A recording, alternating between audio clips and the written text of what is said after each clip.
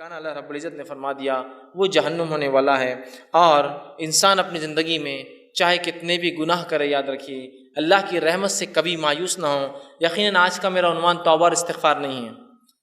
توبہ استغفار میں نے ایک تفصیلی بیان دیا، آپ اس کو دیکھ سکتے ہیں نیٹ پر اور DVD کی شکل میں۔ آج میرا عنوان ہے وہ اعمال جو گناہوں کو دھو دیتے ہیں۔ توبہ اور استغفار ایک الگ چیز ہے، وہ کرنے سے تو اللہ سب کچھ معاف کرتا ہے، لیکن ایسے بھی کچھ اعمال اللہ کے رسول صلی اللہ علیہ وسلم نے اور اللہ نے بتائے ہیں جو اعمال کرنے سے ہمارے گناہ دھل جاتے ہیں۔ آئیے ان اعمال کو میں ایک کے بعد ایک آپ کے سامنے رکھوں گا۔ ایسے کم و بیش 25 اعمال آج میں آپ کے سامنے رکھوں گا، 25، جس میں رسول اکرم صلی اللہ علیہ وسلم نے بہت زیادہ تعداد میں کیے گئے گناہ معاف کرنے کی بات کی، کچھ لمیٹڈ گناہ معافی کی بات ہوئی، اور کچھ گنتی کے گناہ معافی کی بات ہوئی کہ 100 گناہ یا اس طرح سے۔ تو میں آج آپ کے سامنے رکھوں گا، اور آخر میں 26واں ایک عمل ایسا رکھوں گا جو عمل ویسے ساری انسانیت کے لیے ہے، وہ مسلمانوں کے لیے نہیں، یاد رکھے، لیکن باقی مسلمانوں سے ہٹ کر دوسرے انسانوں کے لیے اگر وہ لوگ وہ عمل کریں گے تو ان کے بھی اگلے پچھلے سارے گناہ معاف ہو جائیں گے۔ وہ 26واں اور آخری عمل ہوں گا جو مسلمانوں کے لیے نہیں ہوں گا، غیر مسلم بھائیوں کے لیے ہوں گا ہمارے، تاکہ وہ بھی اگر کرتے ہیں تو ان کے گناہ بھی معاف ہو جاتے ہیں۔ بہرحال تو میں آپ کے سامنے آج 25 اعمال ایسے رکھوں گا جن اعمال کے کرنے پر گناہ کے معافی کی خوشخبریاں دی گئی ہیں، لیکن گناہ کے معافی کی خوشخبریاں اس شخص کے لیے ہرگز نہیں ہیں جو اب اعمال کو سن کے یہ سوچے کہ اب تو گناہ کرنے کا لائسنس مل گیا، اس لیے کہ اب گناہ معاف ہونے کا طریقہ معلوم ہو گیا۔ اگر میں آپ کو ایک اریزر دوں، ربر دوں، بچے ہوتے ہیں نا جب پینسل سے لکھتے ہیں تو ان کو اریزر ربر دیا جاتا ہے، اگر میں آپ کو اریزر دوں، ربر دوں کہ اس کو مٹا لیا جائے، ایک آدمی جو اکاؤنٹس کرتا ہے سمجھ لیجیے، اور وہ پین سے لکھ رہا ہے، پینسل سے لکھتا ہے اور غلطیاں ہوتی ہیں، تو وہ سوچتا ہے کاش کوئی ایسی چیز جس سے مٹا دوں۔ اب میں اس کو اریزر دے رہا ہوں کہ بھائی میرے اگر کچھ غلطی ہو تو اریزر سے مٹا لیا کرو۔ اب اس نے کیا سمجھا معلوم آپ کو؟ اریزر جب آ گیا اس کے بعد اس کو لگا کہ اب غلطیاں کرنا چاہیے، اس لیے کہ اریزر ہاتھ میں آ گیا ہے، جبکہ اریزر ربر اس لیے دیا گیا تھا غلطی ہو جائے تو مٹا لو۔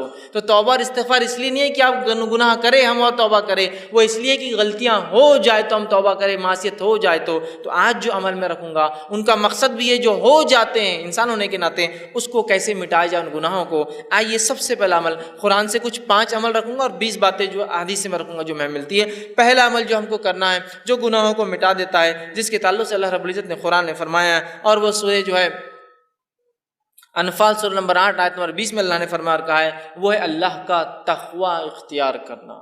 اللہ کا تقوی اختیار کرنا ایک ایسا عمل ہے جس سے اللہ رب العزت چاہے انسان کتنے ہی گناہ کرے ان گناہوں کو دھو دیتا ہے، یاد رکھیے، گناہوں کو مٹا دیتا ہے، گناہوں کو صاف کر دیتا ہے۔ اللہ رب العزت فرماتا ہے سورہ انفال سورہ نمبر 8 آیت نمبر 20 کے اندر کہتا ہے، یا ایھا الذین آمنوا ان تتقوا اللہ یجعل لکم فرقانا ویکفر عنکم سیئاتکم ویغفر لکم واللہ ذو الفضل العظیم۔ دیکھیے اللہ رب العزت نے کیا فرمایا اور کہا، یا ایھا الذین آمنوا، اے وہ لوگوں جو ایمان لائے ہو، تم اگر اللہ کا تقوی ڈر اختیار کرو گے، اللہ کا پاس و لحاظ اختیار کرو گے تو ہم تمہیں ایک فرق کرنے والی چیز عطا کریں گے، فرقان عطا کریں گے، فرق کرنے والی چیز عطا کریں گے۔ وَيُكَفِّرْ عَنْكُمْ سَيِّئَاتِكُمْ، اور تم سے تمہارے گناہوں کو معاف کر دیں گے، وَيَغْفِرْ لَكُمْ، اور تمہاری مغفرت کر دیں گے، وَاللَّهُ ذُو الْفَضْلِ الْعَظِيمِ، اور اللہ بہت بڑے فضل کا مالک ہے۔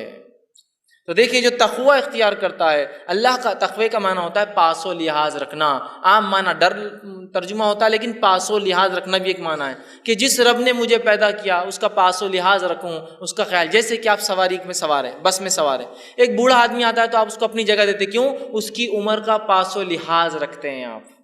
تو اسی طرح اللہ کا تقوی مانے میرے رب نے مجھے پیدا کیا، اس کا میں پاس و لحاظ رکھوں، اور جو وہ کہتا ہے وہ کروں، جس سے روکتا ہے اس سے رکوں۔ تو کہا جو اللہ کا ڈر اختیار کرے گا، ایمان والو تم اگر اللہ کا ڈر اختیار کرو تو میں تمہیں ایک فرقان، فرق کرنے والی چیز عطا کروں گا، اور تمہارے گناہوں کو معاف کر دوں گا، اور جو ہے تمہاری مغفرت کر دوں گا، اور اللہ جو ہے بڑے فضل کا مالک ہے، اللہ رب العزت نے بیان کی۔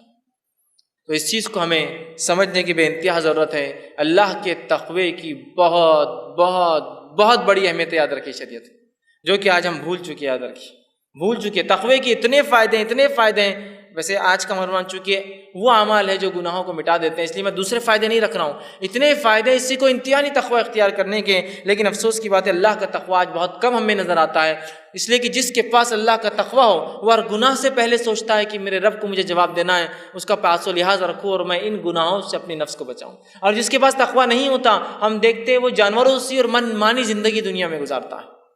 دوسری جگہ سورہ طلاق سورہ نمبر 65 آیت نمبر 4 اور 5 میں اللہ فرماتا اور کہتا ہے وَمَن يَتَّقِ اللَّهَ يَجْعَل لَّهُ مِنْ أَمْرِهِ يُسْرًا، جو اللہ کا تقوی اختیار کرتے ہیں ہم اس کے کام میں آسانیاں کر دیتے ہیں۔ آگے فرمائے امرِهِ يُسْرًا ذَلِكَ أَمْرُ اللَّهِ أَنزَلَهُ إِلَيْكُمْ وَمَن يَتَّقِ اللَّهَ يُكَفِّرْ عَنْهُ سَيِّئَاتِهِ وَيُعْظِمْ لَهُ أَجْرًا۔ دیکھیے اللہ کیا فرماتا ہے اگلی آیت میں کہ جو اللہ کا ڈر پاس و لحاظ اختیار کرتا ہے اللہ اس کے معاملات آسان کر دیتا ہے۔ اور اللہ رب العزت آگے فرما رہا ہے کہ اللہ نے جو ہے تمہارے طرف ایک اپنا ایسا حکم اتارا ہے کہ اگر اس حکم کے مطابق تم تقوی اختیار کرو تو اللہ تمہارے گناہوں کو جتنے سیئات ہیں اس کو معاف کر دے گا، اور اللہ تعالیٰ بہت بڑے اجر دینے پر قادر ہے، بہت بڑے اجر کا مالک ہے۔ تو یہاں بھی دیکھیے تقوی اختیار کریں گے تو معافی کی بات ہوئی، ہمارے گناہوں کو مٹا دینے کی بات ہو رہی ہے۔ تو سب سے پہلا کام مجھے اور آپ کو جو کرنا ہے وہ اللہ کا تقوی اختیار کرنا ہے، اس لیے کہ اس کے بہت سارے فائدے ہیں۔ نبی اکرم صلی اللہ علیہ وسلم جو خطبہ حاجہ پڑھتے ہیں اس خطبہ حاجہ میں یہ آیت آپ بار بار جو ہے تلاوت کیا کرتے تھے، جو میں نے بھی خطبے کے ابتدا میں پڑھی، یا ایھا الذین آمنوا اتقوا اللہ وقولوا قولا سدیدا، اے وہ لوگوں جو ایمان لائے ہو سیدھی اور سچی بات کرو، یصلح لکم اعمالکم، اللہ تمہارے اعمال کی اصلاح کرے گا، ویغفر لکم ذنوبکم، تمہارے گناہوں کو معاف کرے گا۔ تو یہاں بھی دیکھیے اللہ رب العزت نے فرمایا کہ یا ایھا الذین آمنوا اتقوا اللہ، اے وہ لوگ جو ایمان اللہ کا تقوی اختیار کرو، اگر تقوی اختیار کرو گے تو تمہارے اعمال کی اصلاح کریں گا، ویغفر لکم ذنوبکم، تمہارے گناہوں کو بھی معاف کر دیں گا۔ تو یہ بے انتہا ہمارے لیے ضروری ہے کہ ہم اللہ کا تقوی اختیار کریں اگر ہم چاہتے ہیں کہ اللہ ہمارے گناہوں کو معاف کرے۔ دوسرا عمل ہمیں جو کرنا ہے جو قرآن سے ملتا ہے، جس کی اختیار کرنے سے انشاءاللہ ہمارے گناہ دھل جائیں گے، معاف ہو جائیں گے، مٹا دیے جائیں گے، اللہ انہیں بخش دیں گا، اپنی رحمت سے انہیں ختم کر دیں گا، وہ عمل ہے اطاعت رسول صلی اللہ علیہ وسلم۔ نبی اکرم صلی اللہ علیہ وسلم کی اطاعت سارے زندگی کے ہر شعبے میں، پیدائش سے لے کر موت تک، لمیٹڈ ایڈیشن نہیں۔ ہمارے پاس سنت کی بات، اتباع سنت کی بات بہت مختصر ہوتی ہے، کبھی کبھار ہوتی ہے نا، بہت مختصر۔ کب جب جھگڑا ہو جائے تو چل رہا ہو حدیث میں کیا آتا ہے چلو دیکھیں گے، عام اس میں نہیں، جب تک جھگڑا نہیں چلنے دو جو چل رہا ہے معاملہ ہے نا۔ یہ بڑی اہم چیز ہے زندگی کے ہر شعبے میں، ہر شعبے میں، کہ ہماری پیدائش کتاب و سنت کے مطابق، ہمارے جو ہے موت کتاب و سنت کے مطابق، ہمارے نکاح کتاب و سنت کے مطابق، ہمارے معاملات کتاب و سنت کے مطابق، ہمارا لین دین کتاب و سنت کے مطابق، ہمارے اخلاق کتاب و سنت کے مطابق، ہمارا اٹھنا، سب چیزیں نبی اکرم صلی اللہ علیہ وسلم کے مطابق ہو۔ یہ نہیں کہ بس زندگی کے مخصوص شعبہ میں تو اختیار کر لیے باقی میں وہی معاملہ چل رہا ہے۔ اطاعت رسول صلی اللہ علیہ وسلم کا نتیجہ یہ سورہ آل عمران سورہ نمبر 3 آیت نمبر 31 میں اللہ نے فرمایا، جو خطبے میں نے آیت تلاوت کی، قل ان کنتم تحبون اللہ فاتبعونی یحببکم اللہ ویغفر لکم ذنوبکم واللہ غفور الرحیم۔ اے نبی کہہ دیجئے، قل ان کنتم تحبون اللہ، اگر تم اس کا دعویٰ کرتے ہو کہ تم اللہ سے محبت کرتے ہو، فاتبعونی، تو تمہیں، اے نبی کہہ دیجئے لوگوں سے، اگر تم دعویٰ کرتے ہو اللہ کی جو ہے محبت کا تو میری اتباع کے سوا کوئی چارہ نہیں ہے۔ نبی کو کہا جا رہا ہے کہو وَيَغْفِرْ لَكُمْ ذُنُوبَكُمْ، اور جو نبی کی اتباع کریں گا اللہ اس کے گناہوں کو معاف کر دے گا، واللہ غفور الرحیم، اللہ بہت زیادہ بخشنے والا اور رحم کرنے والا ہے۔ تو یہاں دیکھیے بات واضح ہو رہی ہے، اور ایسی کئی آیتیں ہیں، سینکڑوں آیتیں قرآن میں، کہ نبی کی اتباع کرنے والے کے گناہ معاف ہو جاتے ہیں، اور نبی کی موجودگی میں تیز آواز سے بات کرنا بھی اعمال کو برباد کرنے کے لیے اور جہنم میں جانے کے لیے کافی ہوتا ہے۔ دونوں ہی بات یاد رکھیں، نبی کی اتباع گناہوں کو معاف کر دیتی ہے، اور نبی کی نافرمانی اس حد تک کہ نبی کے موجودگی میں تیز آواز سے بات کرنا بھی انسان کے جو ہے گناہوں کو معاف کر دے، جو ہے انسان کے جو ہے نیکیوں کو، اگر نبی کی موجودگی میں تیز آواز سے بات بھی کرے تو اس کی نیکیاں برباد ہو جاتی ہے، یاد رکھیے، اس کے نام عمل خالی ہو سکتا ہے۔ سورہ جو ہے حجرات اٹھا کر آپ دیکھیے، ابتدائی آیت ہے اسی پر ہے، نبی کی موجودگی میں تیز آواز بھی نہیں کرنا ہے، یاد رکھیے، یہ بات بڑی اہم ہے۔ اور نبی کے ادب میں ایک چیز یہ بھی یاد رکھیے، نبی کے ادب میں یہ چیز شامل ہے کہ نبی کا نام لے کر نہ پکارا جائے۔ اللہ رب العزت نے اپنی کتاب میں رسول اکرم صلی اللہ علیہ وسلم کو صرف 4 بار نام سے پکارا ہے۔ ایک بار تذکرہ تو عیسیٰ علیہ السلام کے واقعے میں ہو کہ عیسیٰ علیہ السلام نے بشارت دی کہ میرے بعد ایک نبی آئیں گے جس کا نام احمد ہوگا، واقعے کو پوچھو کہ اس میں تذکرہ ہے، 4 بار نام لیا، صرف 4 آیتیں ہیں صرف۔ اس کے بعد جو اللہ رب العزت نے یا ایھا الرسول، یا ایھا النبی، یا مدثر، یا مزمل، ہے نا، نام لیا، ادب ہے۔ ان لوگوں کو غور سے سننا چاہیے جو دھڑلے سے چلا کر یا محمد یا محمد، پتہ نہیں کتنی بار بول رہے ہیں، یہ ادب ہے نبی کا، اور پتہ نہیں گا رہے ہیں اس کو، اور پتہ نہیں گانے میں 1000 بار وہ نام آ رہا ہے، نبی اکرم صلی اللہ علیہ وسلم کا نام آنے پر آپ پر درود بھیجنا ہم پر واجب ہے۔ تو اللہ عزت کر رہا ہے اپنے نبی کی، اور اللہ نے نام بہت مختص 4 ہی بار لیا صرف اپنے نبی کا۔ یہ ادب ہے نبی کا، یاد رکھیں۔ صحابہ بھی اللہ کے رسول صلی اللہ علیہ وسلم کو نام سے نہیں پکارتے تھے۔ یہ بات سمجھ، تو اطاعت رسول اتنی اہم چیز ہے کہ اطاعت کرو گے جنت میں جاؤ گے، گناہ معاف ہوں گے۔ اطاعت نہیں کرو گے، صرف نبی کی موجودگی میں تیز آواز بھی کرو گے، تو اپنے نام عمل کو جو ہے خالی پاؤں گے روز قیامت نیکیوں سے۔ تو نبی کی اطاعت، فرما برداری، یہ بڑی اہم چیز ہے۔ صحیح بخاری کی روایت ہے، نبی اکرم صلی اللہ علیہ وسلم فرمایا کہا کل امتی یدخلون الجنت الا من ابا، میرے سارے کے سارے امتی جنت میں جائیں گے سوائے ان کے جو انکار کر دے۔ سوال ہوا، پوچھا گیا قیل من ابا یا رسول اللہ، اے اللہ کے رسول صلی اللہ علیہ وسلم کون انکار کریں گا جنت میں جانے سے؟ فرمایا قالا من اتانی دخل الجنہ، جس نے میری اطاعت کی وہ جنت میں جائیں گا، ومن عصانی فقط ابا، جس نے میری نافرمانی کی اس نے خود جنت سے انکار کر دیا دنیا کے اندر۔ بڑی اہم باتیں یاد رکھیے۔ تو ہم اطاعت رسول کو اپنے اوپر لازم جان لیں اور ہر زندگی کے شعبے میں یاد رکھیں۔ تیسرا وہ کام جس کے کرنے سے انشاءاللہ اللہ ہمارے گناہوں کو معاف کرے گا، ہم کو پاک کر دے گا، صاف کر دے گا، وہ ہے کبیرہ گناہوں سے اپنی نفس کو بچانا۔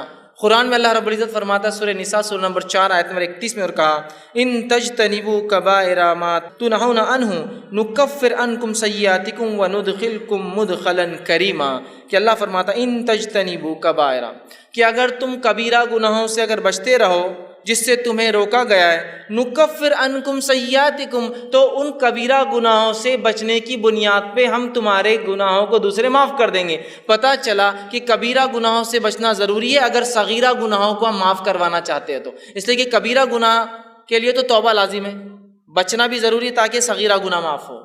تو کہا اگر تم کبائر سے بچتے رہو تو ہم تمہارے صغائر چھوٹے گناہوں کو، دیگر گناہوں کو، دیگر معاملات کو انشاءاللہ معاف کر دیں گے۔ تو یہاں کہا کہ اگر تم بچتے رہو کبائر سے جس سے روکا گیا تو ہم معاف کر دیں گے، تم سے ہٹا دیں گے سیئاتکم، تمہارے گناہوں کو، فرمایا وندخلکم مدخلا کریما، اور عزت کی جگہ مطلب جنت میں تمہیں ہم داخل کر دیں گے۔ تو ہمیں اگر اللہ سے ہم چاہتے ہیں کہ ہمارا صغیرہ گناہ معاف ہو تو کبیرہ گناہوں سے ہمیں اپنے آپ کو بچانا ہے۔ صحیح مسلم کی روایت ہے، ابو ہریرہ رضی اللہ عنہ حدیث کے راوی فرماتے ہیں، غور سے سنیے، آپ نے فرمایا 5 نمازیں جمعہ سے لے کر جمعہ تک اور رمضان سے لے کر رمضان تک، مطلب ایک نماز سے دوسری نماز، ایک جمعہ سے دوسرا جمعہ، ایک رمضان سے دوسرے رمضان تک، آپ فرما رہے ہیں رمضان المبارک تک اپنے درمیانی گناہ جو وقفے میں ہوتے ہیں ان کو معاف کروا دیتے ہیں۔ ایک نماز سے دوسری نماز کی جو گناہ ہوتا ہے وہ معاف کروا دیتی ہے۔ ایک جمعہ سے دوسرا جمعہ آدمی جب تک پڑھتا ہے تو وہ جمعہ سے جمعہ تک ایک آنے والا جمعہ پچھلے گناہوں کو معاف کر دیتا ہے، اور ایک رمضان سے اگلے رمضان آنے تک جب انسان اس میں اچھے عمل کرتا ہے تو اللہ اس کے گناہوں کو سال بھر کے، مطلب ڈیلی، ویکلی اور ایئرلی گناہ کیسے معاف ہوتے بتایا جا رہا، نماز سے نماز، جمعہ سے جمعہ، رمضان سے رمضان۔ تو آپ نے فرمایا گناہ معاف ہو جاتے ہیں، مطلب یہ معاف کروا دیتے ہیں۔ معاف کرنے والے نہیں، گناہوں کو دور کرنے والے اعمال ہیں، بس شرط ہے کہ اب یہ تینوں کب ورک کریں گے، کنڈیشن اپلائیڈ۔ نماز سے نماز کب گناہوں کو معاف کروائیں گی، جمعہ سے جمعہ کب گناہوں کو معاف کروائیں گا، رمضان سے رمضان کب گناہ معاف ہوں گے؟ آپ نے فرمایا بس شرط ہے کہ، کنڈیشن اپلائیڈ ہے کہ کبیرہ گناہوں سے بچتا رہے۔ ہوں گے بچنا ضروری ہے، نہیں ہوں گے تو پھر انسان کہاں بچیں گے ہم؟ بچنا ضروری ہے۔ میں کبیرہ گناہوں سے اپنی نفس کو بچاتا رہتا ہوں تو لہٰذا میرے صغیرہ بھی معاف ہو جائیں گے۔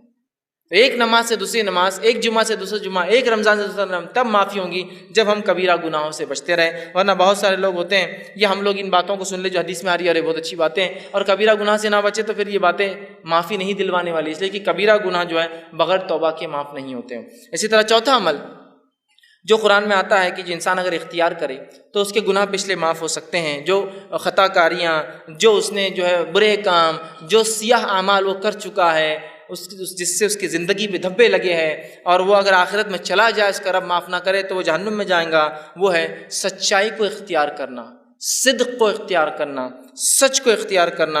اس لیے کہ اللہ رب العزت نے سچ اختیار کرنے کے فائدے جو بتائے اس میں سے ایک فائدہ یہ ہے کہ گناہ کو معاف کر دیتا ہے۔ اللہ رب العزت قرآن میں یوں فرماتا ہے، اور سورہ جو زمر کی آیت ہے، سورہ نمبر جو 39 اور اس آیت نمبر 34 اور 35 میں اللہ نے کہا اور فرمایا والذی جاء بالصدق وصدق به اولئک هم المتقون، کہ اللہ نے فرمایا کہا اور جو لوگ سچے دین لائے اور جو سچائی کو جانے اس پر عمل کرے یہی لوگ نیکوکار ہے، پارسا ہے، صاف ستھرے لوگ ہیں۔ لہم ما یشاء من لہم ما یشاؤون عند ربہم ذالک جزاء المحسنین، اور ان کے رب کے پاس وہ جو چاہیں گے ان کو وہ دیا جائے گا، یہ محسنین کے لیے، نیک کرنے والوں کا بدلہ ہے۔ لیکفر اللہ عنہم اسوأ الذی عملوا، اور ان کو جو وہ چاہیں گے وہ ملیں گا، اور اللہ ان سے معاف کر دے گا جو گناہ ہوتے ہیں، جو اعمال میں انہوں نے کیے ہیں۔ وَيَجْزِيَهُمْ أَجْرُهُمْ بِأَحْسَنِ الَّذِي كَانُوا يَعْمَلُونَ، اور ان کو گناہ معاف کر دیں گا، ان کو نیکیاں دے دیں گا، اور جو ہے ان کو ایک بہت بہترین اور نیک بدلہ اس کا عطا فرمائیں گا۔ تو یہاں دیکھیے اس آیت میں جو صدق کو، سچائی کو اختیار کرتے ہیں، اور الَّذِي جَاءَ بِالصِّدْقِ، سچ کو اختیار کیا، سچ کے مطابق زندگی گزارا، دین اسلام کو اختیار کیا، دین کے مطابق زندگی گزارا، تو اس کا بدلہ یہ کہ اس کے تمام گناہ اللہ معاف کر دیتا ہے، بخش دیتا ہے۔ یاد رکھیے سچائی کے بڑے فائدے، یاد رکھیے، اور ہم تمام لوگ جو اگر سچائی کو اختیار کرتے ہیں تو انشاءاللہ عزیز ہمارے گناہ معاف ہو جاتے ہیں۔ صحیح بخاری کی روایت ہے، عبداللہ ابن مسعود رضی اللہ عنہ حدیث کے راوی فرماتے ہیں اور کہتے ہیں، نبی اکرم صلی اللہ علیہ وسلم نے فرمایا، کہا سچ کو لازم پکڑو، کیونکہ سچ نیکی کی طرف رہنمائی کرتا ہے، اور نیکی جنت کی جانب رہنمائی کرتی ہے۔ اور آدمی سچ بولتا ہے اور سچ بولتا ہے اور سچ بولتا ہے، حتیٰ کہ اس کا نام سچوں میں لکھ دیا جاتا ہے۔ اور پھر آگے آپ نے فرمایا، کہا اور یاد رکھو جھوٹ سے بچو، اس لیے کہ جھوٹ برائی کی طرف لے جاتا ہے، اور برائی جہنم کی طرف لے جاتی ہے۔ انسان جھوٹ بولتا ہے اور جھوٹ بولتا ہے اور جھوٹ بولتا ہے، اور اس کا نام کذاب، جھوٹوں میں لکھ دیا جاتا ہے۔ تو ہمارے لیے بے انتہا ضروری ہے ہم سچ کو اختیار کریں، جھوٹ سے بچے، اس لیے کہ اللہ رب العزت جو ہے سچ بولنے والوں کو جو ہے ان کے گناہوں کو جو ہے معاف کر دیتا ہے۔ پانچواں عمل جو قرآن سے ملتا ہے، جسے کرنے سے ہمارے گناہ معاف ہوتے ہیں، وہ عمل ہے جو ہے صدقے کو چھپا کر دینا۔ صدقے کو چھپا کر دینا، بتا کر ظاہر کر کے نہ دینا۔ حالانکہ صدقے کو ظاہر کر کے دینا بھی جائز ہے، لیکن چھپا کر دینا یہ افضل عمل ہے۔ اللہ رب العزت فرماتا ہے سورہ بقرہ سورہ نمبر 2 آیت میں 271 میں اللہ نے فرمایا اور کہا، ان تبدوا الصدقات فنعم ما هي وان تخفوها وتؤتوها الفقراء فهو خير لكم ويكفر عنكم من سيئاتكم والله بما تعملون خبير۔ اللہ فرماتا ہے اگر تم اپنے صدقات کو ظاہر کر کے دو تو یہ بھی اچھا ہے، لیکن اگر چھپا کر دو، مخفی دو، ڈھانک کر دو، تو یہ تمہارے لیے زیادہ خیر ہے۔ جو تم فقیروں کو چھپا کر دو یہ تمہارے لیے زیادہ بہتر ہے۔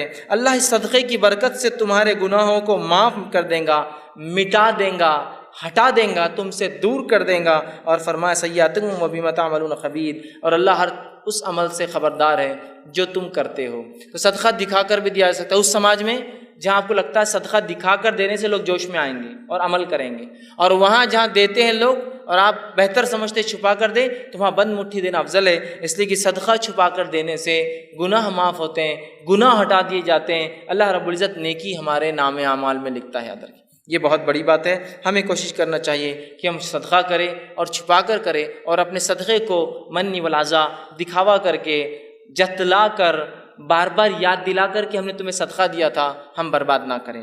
آئیے چھٹا عمل جو ہم کو ملتا ہے قرآن سے، جس کے کرنے سے ہمارے گناہ معاف ہو سکتے ہیں، اللہ مٹا دیں گا، وہ ہے اللہ سے جو ہے ڈرنا، اور بغیر دیکھے ڈرنا۔ چونکہ ہم نے اللہ کو دیکھا نہیں ہے، اس کے بعد بھی اس کے اگر کوئی شخص خشیت اختیار کرتا ہے، ڈر اختیار کرتا ہے، اللہ گناہ معاف کرتا ہے۔ یہ بات کو اللہ رب العزت سورہ ملک سورہ نمبر 66 آیت نمبر 12 میں فرما کہا، ان الذین یخشون ربهم بالغیب لهم مغفرۃ واجرا کبیر۔ اللہ نے فرمایا یقیناً جو لوگ اپنے رب سے بغیر دیکھے ڈرتے ہیں، خشیت اختیار کرتے ہیں، ان کے لیے اپنے رب کی طرف سے گناہوں کی معافی، مغفرت ہے، اور بہت بڑا اجر آخرت میں ایسے لوگوں کے لیے رکھا جائے گا جو بغیر دیکھے اپنے رب سے ڈر کر گناہوں کو نہیں کرتے ہیں، نیکیوں کو کرتے ہیں، سبقت لیتے ہیں۔ سمجھ رہے ہیں آپ بات کو؟ کتنی اہم بات اس حدیث میں بتایا، جو ہے قرآن کی آیت میں بتائی جا رہی ہے کہ ہم جو ہے اللہ کو بغیر دیکھے کا خشیت اختیار کریں، کہ اللہ تو ہمیں دیکھ رہا ہے، ہم تو نہیں دیکھ سکتے، اللہ دیکھ رہا ہے، اور نیکیاں کریں تو انشاءاللہ ہمارے گناہ اللہ رب العزت جو ہے معاف کر دیتا ہے، اور جہنم سے ہماری جو ہے نجات کر دیں گا۔ اسی طرح ساتواں وہ عمل جس کے کرنے سے گناہ معاف ہوتے ہیں اور نیکیوں میں انسان کے اضافہ ہوتا ہے، وہ ساتواں عمل یہ ہے کہ انسان جو ہے وضو کرنے کے بعد 2 رکعت نماز پڑھے۔ بڑا اہم عمل ہے، بہت چھوٹا سا عمل بھی، اور اتنی فضیلت ہے اس کی۔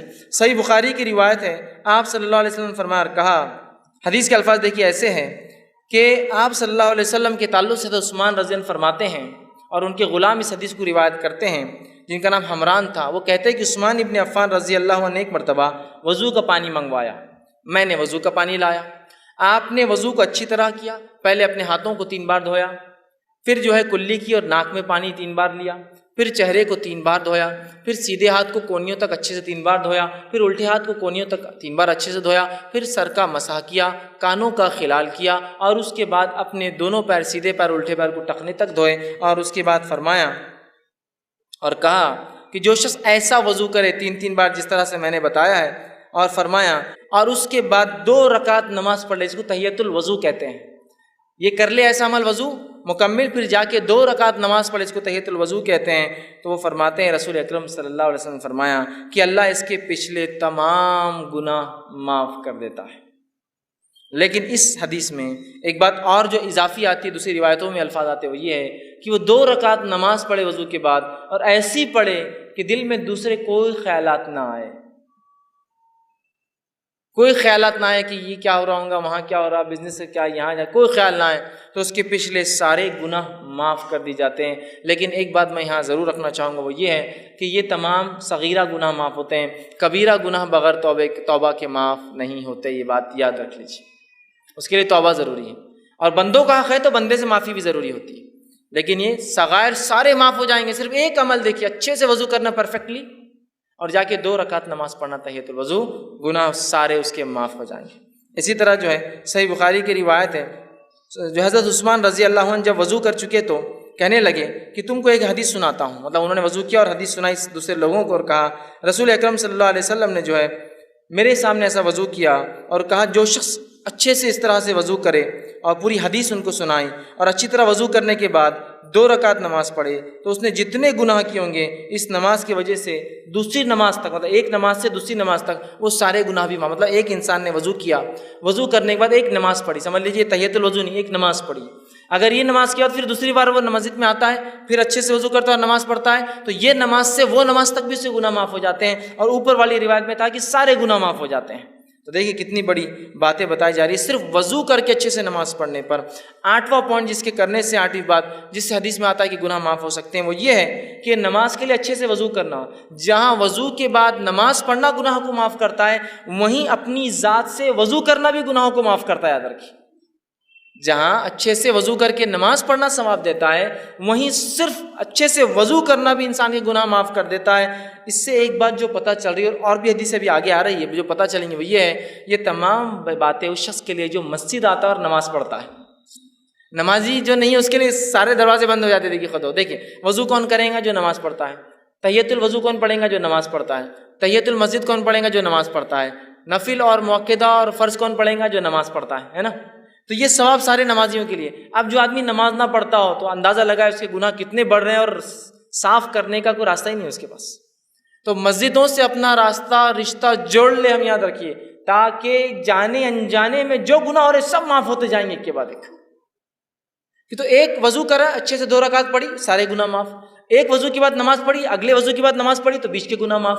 ساری باتیں تو نمازیوں کے تعلق سے آ رہی ہیں۔ آئیے، وضو خود کرنے سے بھی گناہ معاف ہو جاتے ہیں، اللہ رب العزت گناہوں کو معاف کرتا ہے۔ صحیح مسلم کی روایت ہے، رسول اکرم صلی اللہ علیہ وسلم کے تعلق سے ابو ہریرہ رضی اللہ عنہ فرماتے اور کہتے ہیں، کیا میں تمہاری رہنمائی نہ کروں ایسے کاموں پر جن کی وجہ سے اللہ تعالیٰ تمہارے گناہوں کو مٹا دے؟ اللہ کے رسول نے فرمایا، کیا تمہاری رہنمائی کروں، میں گائیڈنس کروں تمہارا ایسے اعمال کی طرف جن کے کرنے سے اللہ تمہارے گناہوں کو مٹا دے گا، اور ان کے درجات بھی بلند کریں گا، تمہارے مقامات بھی بلند کریں گا؟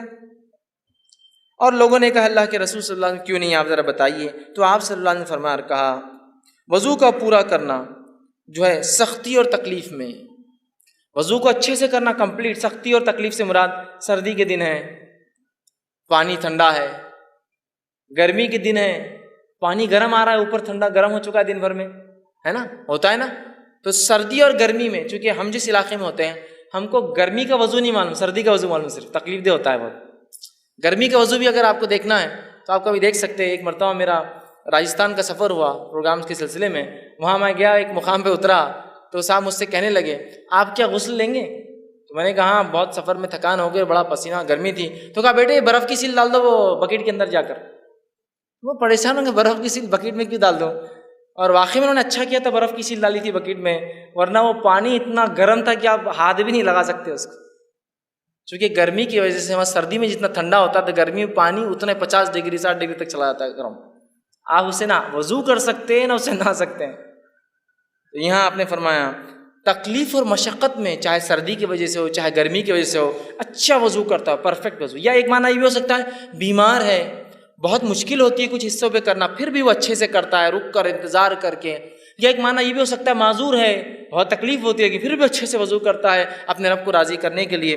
تو کہا تکلیف میں، حدیث کے الفاظ سے تکلیف ہے، باقی سردی کی ہو سکتی ہے، گرمی کی ہو سکتی ہے، معذوری کی ہو سکتی ہے، بیماری کی ہو سکتی ہے، اور مسجد کی طرف جو ہے اپنے قدم بڑھاتا ہے جاتا ہے۔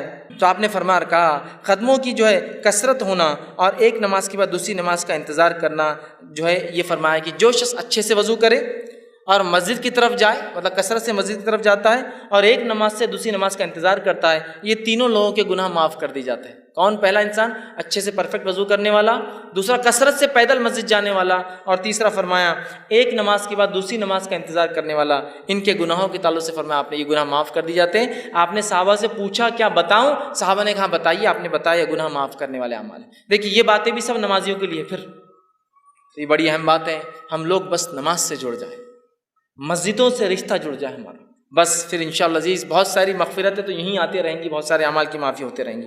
اسی طرح جو ہے صحیح مسلم کی ایک بہت لمبی روایت ہے، اس روایت کے آخری الفاظ ایسے ہیں، ایک صحابی تھے جو اللہ کے رسول صلی اللہ علیہ وسلم کے پاس آئے، جن کا نام عمرو بن جو ہے ابسا تھا، اور یہ آ کر ایمان قبول کرتے ہیں، غیر مسلم تھے، ایمان قبول کیا، اسلام قبول کیا۔ اسلام قبول کرنے کے بعد اللہ کے رسول بہت ساری باتیں کی، بہت لمبی حدیث ہے۔ حدیث کے آخر میں ایک جملہ آتا ہے، انہوں نے پوچھا اور کہا میں نے عرض کیا اے اللہ کے رسول صلی اللہ علیہ وسلم مجھے وضو کے بارے میں کچھ بتائیے۔ نبی اکرم صلی اللہ علیہ وسلم نے فرمایا جب تم میں سے کوئی اللہ کا بندہ وضو کا پانی لے کر کلی کرتا ہے اور ناک میں ڈالتا ہے تو اس کے جتنے گناہ منہ سے اور ناک سے ہوئے سارے معاف کر دیے جاتے ہیں۔ تم میں سے کوئی شخص جب وضو کرتا ہے، کلی کرتا ہے، ناک صاف کرتا ہے تو منہ سے ہونے والے اور ناک سے ہونے والے گناہ جو ہے اس کے نتنیوں سے ہونے والے گناہ سب جھڑ جاتے ہیں۔ پھر جب وہ منہ دھوتا ہے جیسے اللہ نے اسے حکم دیا ہے تو چہرے کے سارے گناہ اس کے دھل جاتے ہیں، ٹپک جاتے ہیں، جھڑ جاتے ہیں۔ پھر اپنے ہاتھوں کو جب کونیوں تک دھوتا ہے تو کونیوں تک دھونے سے جو پانی ٹپکتا ہے سارے گناہ ہاتھوں کے جھڑ جاتے ہیں۔ پھر اس کے بعد آپ نے فرمایا کونیوں تک دھوتا ہے تو گناہ اس کے ہاتھوں سے جو ہے انگلیوں کے پور کے راستے سے سارے گناہ جھڑ جاتے ہیں۔ پھر جب سر کا مسح کرتا ہے تو سر اور بالوں سے ہونے والے تمام گناہ جو پانی نترتا ہے اس سے ختم ہو جاتے ہیں۔ پھر جب پیر دھوتا ہے اور انگلیوں کا خلال کرتا ہے تو پیر سے ہونے والے تمام گناہ جو ہے اس میں ختم ہو جاتے ہیں۔ تو دیکھیے وضو کے بعد نمازی نہیں، خالی وضو کرنا بھی سارے گناہوں کو معاف کر دیتا ہے۔ تو ہم کوشش کریں اپنے وضو کو ہم پرفیکٹلی کریں۔ آئیے اس کے آگے بڑھتے ہیں۔ نواں وہ کام جسے کرنے سے ہمارے گناہ معاف ہو جاتے ہیں وہ ہے سورۃ الفاتحہ جب نماز میں پڑھی جاتی ہے تو اس کے بعد آمین کا کہنا۔ نبی اکرم صلی اللہ علیہ وسلم فرماتے، صحیح بخاری کی روایت آپ نے فرمایا، ابو ہریرہ رضی اللہ عنہ حدیث کے راوی آپ نے فرمایا اللہ کے رسول صلی اللہ علیہ وسلم نے فرمایا جب امام آمین کہے تو تم بھی آمین کہو، کیونکہ جس کی آمین فرشتوں کی آمین سے مل جاتی ہے اس کے اگلے گناہ بخش دیے جائیں گے۔ ابن شہاب جو راوی روایت کرتے وہ کہتے ہیں کہ رسول اللہ صلی اللہ علیہ وسلم بھی آمین کہا کرتے تھے۔ دیکھیے حدیث کتنی واضح ہے۔ ابو ہریرہ رضی اللہ عنہ فرماتے ہیں اللہ کے رسول صلی اللہ علیہ وسلم نے فرمایا جب امام آمین کہے تو تم بھی آمین کہو۔ امام کو آمین کہنا چاہیے، اس لیے حدیث کہہ رہی امام آمین کہے تو تم بھی آمین کہو۔ حدیث بالکل واضح ہے، بخاری کی روایت۔ جب امام آمین کہے تو تم بھی آمین کہو، جب تمہاری آمین اور فرشتے بھی آسمان پہ آمین کہتے ہیں اس کے ساتھ اگر مل جائے تو تمہارے اگلے پورے گناہ معاف ہو جائیں گے، ہے نا۔ دوسری ایک حدیث میں آپ نے فرمایا اور کہا جو صحیح مسلم کی روایت ہے، ابو ہریرہ رضی اللہ عنہ اس کے راوی اور کہتے ہیں رسول اللہ صلی اللہ علیہ وسلم نے فرمایا جب کوئی تم میں سے آمین کہے تو فرشتے آسمان پر آمین کہتے ہیں، پس اگر بندے کی اور فرشتوں کی آمین مل جائے تو اس کے اگلے گناہ بخش دیے جاتے ہیں، گناہ معاف کر دیے جاتے ہیں۔ کتنی اہم بات ہے نا۔ اب ہم میں سے بہت سارے لوگ آمین بولتے ہی نہیں، تعصب کی بنیاد پر، لا علمی کی بنیاد پر، جہالت کی بنیاد پر۔ یہ تو بات بہرحال ہو سکتی ہے، بہت سے لوگ اختلاف کرتے ہیں آمین تیز بولا جائے ہلو بولا جائے، لیکن جو آیت جو حدیث ہے بخاری کی واضح ہے جب امام آمین کہے تو تم بھی آمین کہو۔ اللہ امام کو کہنا چاہیے، اسی طرح اللہ کے رسول فرمایا جب امام کہے تو تم بھی کہو، ہے نا. اور اللہ کے رسول خود کہتے تھے، اس لیے صحابہ نے سنا، پیچھے کہتے تھے تبھی تو سنا نا. اب کچھ لوگ کہتے نہیں وہ ہلو سے کہنا چاہیے. ٹھیک ہے، اس بات کو بھی اگر میں مان لوں، for the sake of argument بولتے ہیں نا، بحث کے تک ٹھیک ہے، بات مان لیں کہ ہلو کہنا چاہیے، لیکن ہلو ہو یا تیز ہو کہنا تو ہے نا. لیکن ہلو ہے اور تیز ہو کہنا تو ہے نا. اب دیکھیے ہمارے پاس کیا ہو رہا ہے، غیر المغضوب علیہم ولا الضالین آمین انا اعطیناک الکوثر فصل. اب اس میں تیز اور ہلو آمین کہاں ہے؟ چلیے آپ کہہ رہے کہ نہیں ہلو کہنا، ٹھیک ہے ہلو بولیں گے، لیکن آپ نے تو رکا ہی نا، ایسی گاڑی لے گئے کہ وہ اسپیڈ بریکر سے بھی سیدھا چلے گئے. غیر المغضوب علیہم ولا الضالین، ٹھیک ہے آپ زور سے نہیں بولنا چاہتے، لیکن بولنا تو ہے نا، دل میں بھی رکنا تو پڑے گا نا. بھاگ گئے آپ دوسری صورت کی طرف. امام کو چاہیے کہ وہ امامت کے ادب سیکھے. نبی اکرم صلی اللہ علیہ وسلم کی واضح حدیث ہے، اتنی بڑی فضیلت کو آپ چھوڑ دیتے اتنے آسانی سے. جہاں فضائل ثابت نہیں وہاں تو من مانے فضائل گڑھے جا رہے ہیں کہ یہاں سے کچھ لوگ گئے تو اللہ نے پورے خبر والوں کی مغفرت کر دیا. تم کو کیسے پتا چلا؟ رسول اللہ صلی اللہ علیہ وسلم تو چلے گئے، وہی تو بند ہو گئی، آج کیسے پتا چلا کہ فلاں لوگ فلاں جگہ سے گزرے تو اللہ نے پورے مردوں کی والے مغفرت کر دی؟ تھا آپ کو کیسے پتا چلا؟ تو جو فضائل نہیں آپ بیان کرتے رہو، جو موجود ہے کہ تم آمین کہو جب امام آمین کہے، اس لیے کہ اگر تمہاری آمین فرشتوں کے آمین سے ملتی ہے تو تمہارے گناہ معاف ہوں گے. یہ بات کچھ ذرا سمجھ میں نہیں آتی ہم کو. کسی کو ڈسٹرب ہو جاتی نماز اس کی، اور انہیں بولا نماز ڈسٹرب ہو جاتی آمین کہنے سے. میرے بھائی اللہ کے رسول صلی اللہ علیہ وسلم کا فرمان ہے، میری اور آپ کی بات نہیں ہے نا، میری اور آپ کی بات نہیں ہے. یہ رسول اکرم صلی اللہ علیہ وسلم فرمان ہے، اور کئی روایتیں ہیں. چلیے آپ بولتے ہلو بولنا چاہیے، لیکن ٹائم تو دیجیے ہلو بولنے کے لیے، ولا الضالین کے بعد، تاکہ وہ کہے آمین. دل میں کہنے کو بھی تو ٹائم لگتا ہے نا. آتے شروع ہوگا آپ دوسرا ہی سیدھا. تو بہرحال ایک بہت عمل پھر اہم ہم چھوڑ دے رہے. اس کا مطلب 10واں وہ عمل جس کے کہنے سے گناہ معاف ہو جاتے وہ عمل ہے، جب امام کہے سمیع اللہ لمن حمدہ تو پھر مقتدی کہے ربنا ولک الحمد کہنا چاہیے. اس کی بڑی فضیلت صحیح بخاری کی روایت آپ نے فرمایا کہ جب امام کہتا سمیع اللہ لمن حمدہ تو جو آپ نے فرمایا کہے تو تم مطلب مقتدی جو پیچھے پڑھتے ہیں اللہم ربنا لک الحمد یہ کہو.